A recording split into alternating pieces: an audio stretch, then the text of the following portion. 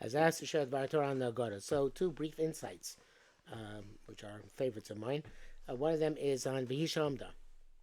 The obvious question which everybody asks and Vihishamda is Vihishamda Lavaseinu Vilona. What's the Vihi? What has stood for our helped us withstand all the difficulties of Golus? So the answer given by Sefer Tiferes Uziel. I don't know who Tiferes Uziel is, but this idea appears in the Hagada Meotz Machshava, which is Haggadah, which was issued many years ago by Rebbe Avraham Short. And he says, the Behisham de Lavasenu Vilonu is the following line. What has helped us withstand everything, what has stood and saved us all this time, is Shelo Echabilvad Omer Leinu Chalosenu, that not just one person has stood over us to destroy us, Elish Bechol Dovador Omer Leinu Chalosenu. But every generation they stand over us to destroy us. So the idea is explained by a marshal. There was a king who got upset at his son and decreed that his son had to be stricken with a heavy stone, which would inevitably kill the son. And then the king had charata. He had remorse. He didn't want his son to die. But just like in Paras Madai, so the saying which was signed by the king and sealed by the king could not be contradicted or revoked here too as well. So what's he going to do? So one of his counselors said, I tell you what, this is what you should do. Take that heavy stone which you designated for stoning your child, grind it up into small pebbles and dirt and dust, and then throw the pebbles and dust at your son. That way you fulfilled your decree. Your son got hit by that stone, but it's in a way which will not kill him. It will bruise him and batter him, and obviously it's going to be very difficult and uncomfortable, but it won't kill him.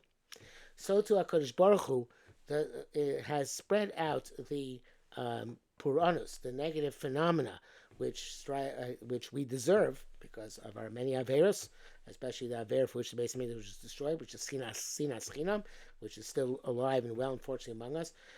We deserve a tremendous punishment. And were the punishment to be given at once, we would be annihilated by that punishment because it would be devastating. It would be that big stone at once. Because Baruch Hu spread the Puranus, spread the punishment throughout the generations. And each and every generation has a little bit of a punishment. There is a reference in the Chazal that Ein L'cha Kol Chet V'Chet She'en Bo Ein L'cha Puranus She'en Bo Michet Egel. The Chet Egel was a terrible, terrible sin which resulted in the destruction of Am Yisrael. Which Baruch Hu then divided up the punishment over generations. So there was part by part. So it was devastating but not annihilating.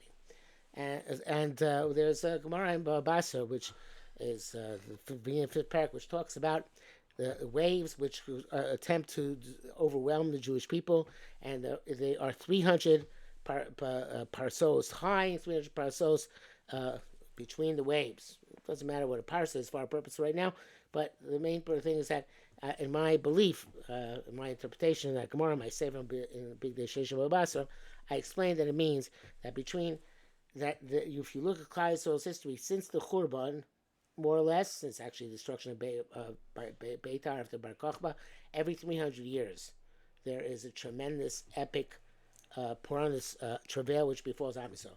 Just starting backwards from the Holocaust, you go back 300 years from the Holocaust, you get to the Chmielnicki massacres in Poland, and you go back 300 years from that, you go back to the Crusades, and so on and so forth. They are seem to be stocked every 300 years or so. And there's a reason why 300, not 400. There's one case which is 500, but without getting that right now, the point is that it goes in waves. And no one wave is powerful enough, therefore, to destroy us. And this way, the Puranus of one generation can be mechaper for what happened in the past generations for 300 years, and according to what we're talking about, perhaps it would be mechaper for subsequent generations. I find a fascinating thing that Rebbe Hanan Wasserman said when he was about to be killed to his Talmidim in Kovna during the Second World War, which makes his point not just across generations, but across, which is across time, but across space as well. He said to his Talmidim, we're about to be karbanos, sacrifices to HaKadosh Baruch Hu. And we have to have no stray thoughts, or no improper thoughts about the sacrifice, because the sacrifice which has Kohen has stray thoughts, inappropriate thoughts, comes possible as a result. It's no good. So there, and with our sacrifice, we should have in mind that it should be a schus to protect our brothers and sisters in America. So what Rabbi Chana is saying is that the sacrifice of Jews in one part of the world atones for sustains the Jews in other parts of the world.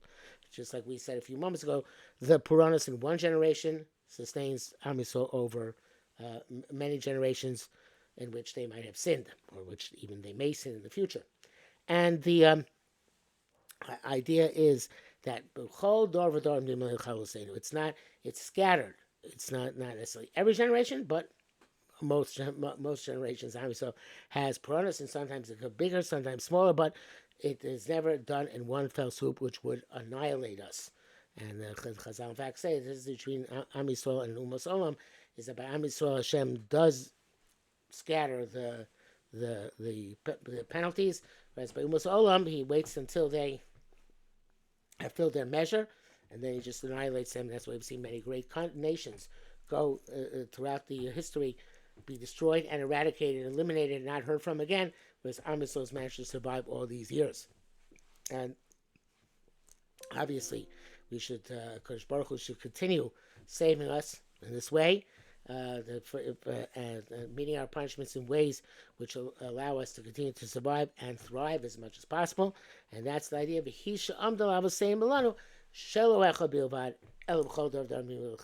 that second statement is what has helped us be able to survive throughout these years. That's one idea. Another idea which I wanted to share, again a brief idea, is that there is Reb Tzadok HaKohen of Lublin says about the configuration of two kosos, then matzah, then two kosos.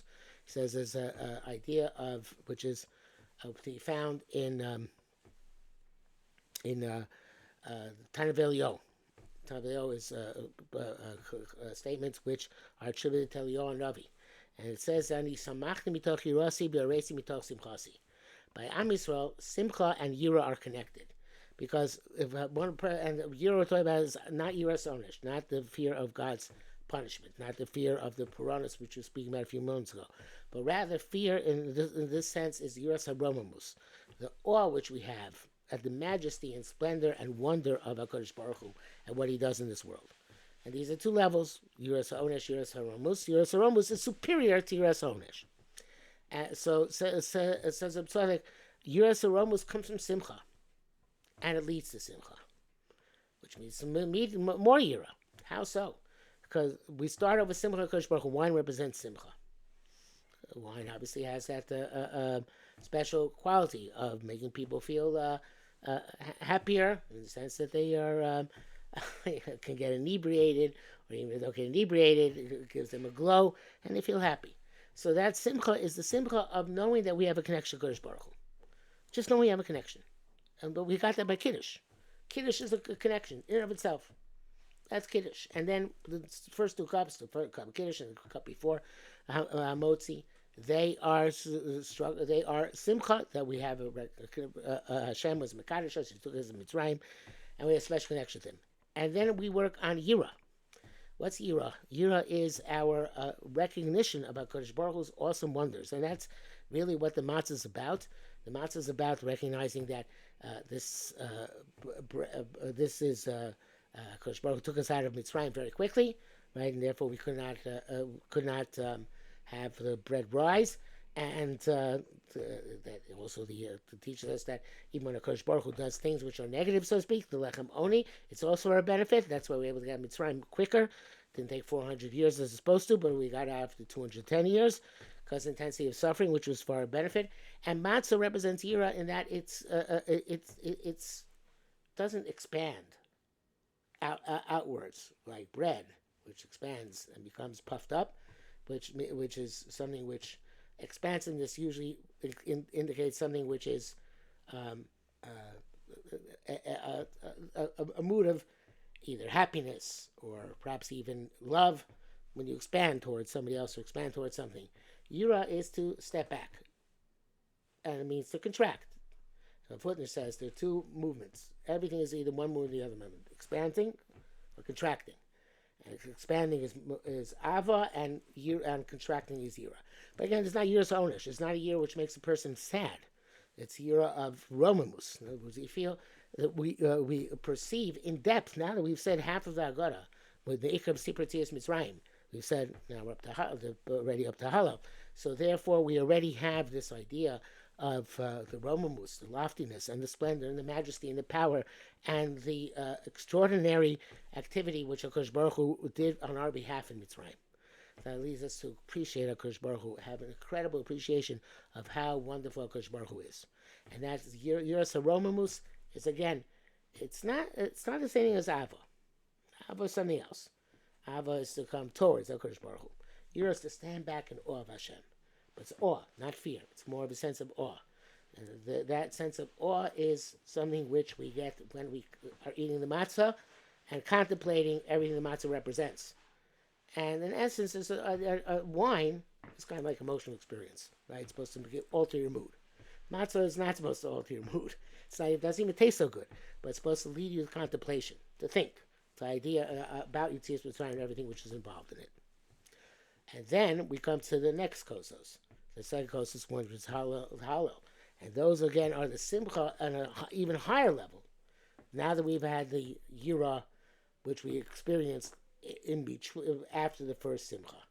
And that's a higher level. Chazal say that when Bnei Yisrael said the Hallel in Yerushalayim, with the Ola Rego, Kazesa Pischa, they had a Kazais of Korban Pesach, which of course is part of the Yira at that time, which we don't have today, unfortunately.